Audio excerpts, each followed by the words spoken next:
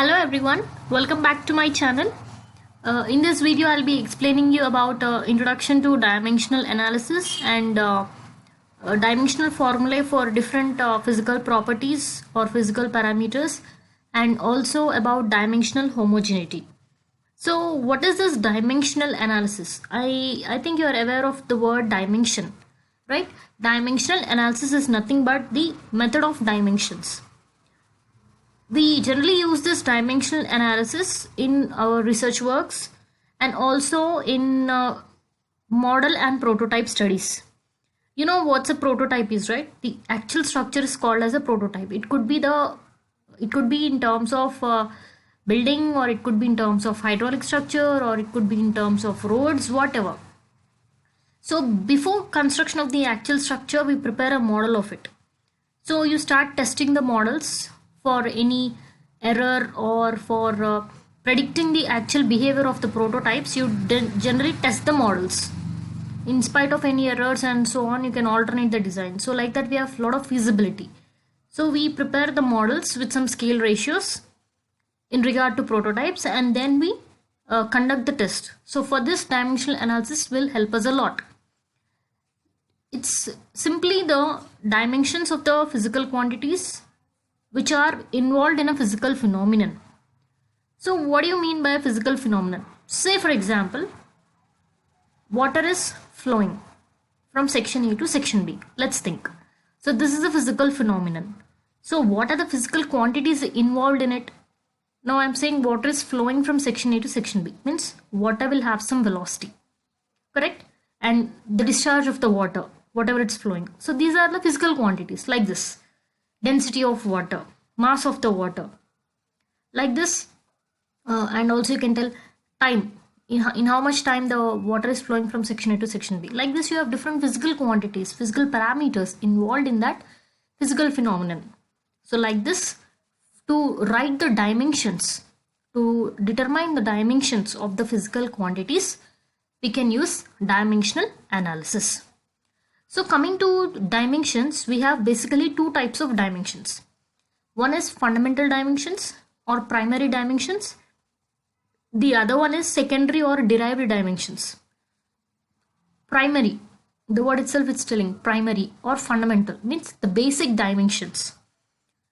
So they are three, and they are mass m, length L, and time t. Okay, these three are the fundamental dimensions. So you write any physical quantity in terms of these three. Whatever all the mass related items, you write as m, length related L, and time related t. Next you have secondary or derived quantities. The word itself is telling derived or secondary, means they are derived from the primary quantities. Okay, so secondary or derived quantities involve more than one fundamental dimension. Say for example, if I take length, if I say a length of 30 meters, 30 meters means the dimensional formula for that meters is what? L. So I have only one fundamental dimension there. So that could be an example of fundamental dimension or primary dimension. If I take the example of, say, velocity, what is velocity? Displacement with respect to time. So I have displacement. Displacement means what? Again, it's a length. It is some meters distance. So again, I have L with respect to time. Means again I have T. So I'm utilizing two fundamental dimensions, L and T. So such type of quantities are called as secondary or derived quantities. So let's see now dimensional formulae for mostly used physical quantities in fluid mechanics as well as in hydraulic machines. So I have the tabular column. You have serial number, physical quantity, for which I am going to write the formula symbol, how is it denoted with, and what's the dimensional formula. I'll start off with fundamental quantities. We have length, mass, and time. So the symbol will be all L, M, and T, and the dimensions of it also will be L, M, T. Next, coming to geometric quantities. Geometry means in terms of areas and volumes. So area, it is given by the symbol capital A, and the dimensional formula will be L square. Why? Because the units of area is meter square. So it is L square. Similarly, volume is denoted by the symbol for all, and volume is the product of three dimensions. Meter cube is the unit, so it is L cube. Next comes kinematic quantities. The first one in this will be velocity, which is denoted by the symbol V, and it's given by the formula LT power minus 1. How this came is, velocity means displacement with respect to time. Displacement is given in meters, which is again capital L, by time t. So L by t, which is LT power minus 1. Next we have angular velocity. Angular velocity is nothing but radians per t. Here velocity is in linear motion, which is L by t, which is meter per second.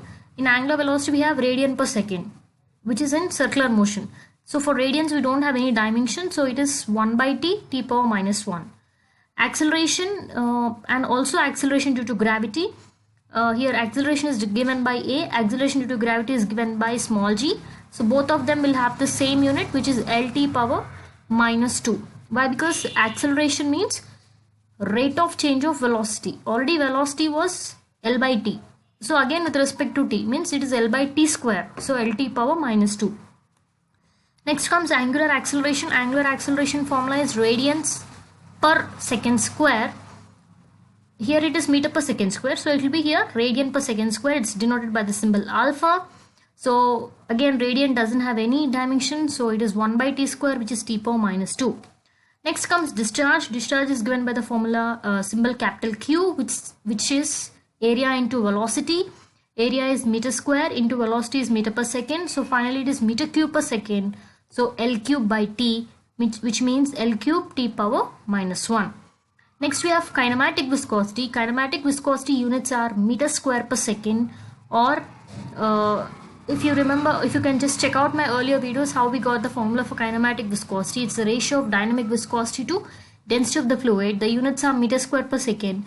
Meter square means L square by second means t, so it is L square t power minus 1. I hope at least you understood till now what I'm trying to do for writing the dimensional formula. Just take the unit of that physical quantity. Remember the units, then automatically you can write the dimensional formula. Okay, next comes force. Force is mass into acceleration. Mass is capital M into acceleration. Just now we got LT power minus 2. So finally what will be force? MLT power minus 2. Next comes density. What is density? Formula mass by volume. Mass is, dimensional formula is capital M, by volume is what? L cube. So M by L cube means ML power minus 3. Next we have specific weight. What is formula for specific weight? You can write either weight by volume, or you can write rho into g.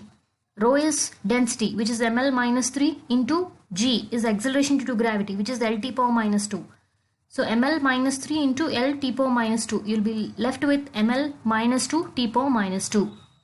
Next comes dynamic viscosity. Dynamic viscosity is denoted by the symbol mu. What's the formula for dynamic viscosity? It's the rate of shear stress by shear strain. After you substitute the units and you cancel out, you will be left with Newton second per meter square. Newton is nothing but your force. So ML t power minus 2 into second is t by meter square, again L square. So after all cancellations, you will be left with ML minus 1 t power minus 1. Next comes pressure intensity, denoted by the symbol small p. What is pressure equal to? Force by area. Force is ML t power minus 2 by what is area? L square. So ML t power minus 2 by L square will be what? ML minus 1 t power minus 2. Next comes modulus of elasticity. Modulus of elasticity, and here you can also add bulk modulus also. Both of them has the same dimensional formula. So modulus of elasticity is shear stress load by area. So load by area means again force by area. So which is nothing but again force is ML t power minus 2 by area is again L square. So it is again the same unit as your pressure intensity, ML power minus 1 t power minus 2. Next comes surface tension. Surface tension formula, surface tension is defined as a tensile stress acting per unit length, or else it can be also written as force per unit area. So if I take the formula of tensile force per unit length, it is Newton per meter. Newton is again force, which is ML t power minus 2 by meter. So you'll be left with L and L will get cancelled. You'll be left with M t power minus 2. Next comes shear stress. Shear stress is again the same, like your force, like your pressure, like your modulus of velocity. Shear stress is force by area, shear force by area, which is again ml t power minus 2 by area is L square. So you if L square comes upward, it will be L power minus 2. So L power 1 minus 2 minus 1. So shear stress will be ml minus 1 t power minus 2. So if you see here, for your dynamic viscosity, for pressure intensity, and for shear stress, and for modulus of velocity, almost all the formulae are very closer to each other. Hence all the dimensional formula for them will be same. Next comes work and energy. Both of them has the same dimensional formula. You know the formula of work, right? Force, what is work equal to? Force into displacement, F into S. So force is ml t power minus 2 into L. So it becomes ml square t power minus 2. Energy is also the same. Next, power. What does power stand for? Power is work per unit time. Okay, so which is ml square t power minus 2, this formula, by t. So ml square, this by t will go up, it will become t power minus 1. Here we are already having t power minus 2 in the numerator. So minus 2 minus 1 will be minus 3. So power is work by time. So it's ml square t power minus 3. Next comes torque. What's the formula of torque? When moment, moment and torque are the same again. Moment is force into perpendicular distance. Similarly for torque also. Okay, so it's again ml t power minus 2 into L. So it becomes ml square t power minus 2. Next comes momentum. Momentum is mass into velocity. So mass is capital M into velocity is Lt power minus 1. So it's directly ml t power minus 1. Next comes weight. Weight is nothing but Newton, which is again force, which is again ml t power minus 2. So mostly used are these 24 parameters. You can't go beyond this. Still, if you have any new parameter or any new physical quantity, then you can write your dimensional formula on your own. When you know the formula, exactly formula of that physical quantity, and you have to start breaking down into writing the fundamental dimensions. Next comes dimensional homogeneity. What do you mean by dimensional homogeneity? The dimensions of each and every term in an equation on both sides are equal, then only you can call it as dimensionally homogeneous equation or dimensional homogeneity. Means, for example, you know equation, right? For any equation you have a left hand side and a right hand side, LHS and RHS. If in LHS, say I have m power something, in the right hand side also I should have m power the same thing. Means suppose if in your LHS it is m power 2, then for RHS side also it should be m power 2. So if I compare both the mass quantities, the powers are equal. Correct? That's called dimensionally homogeneity.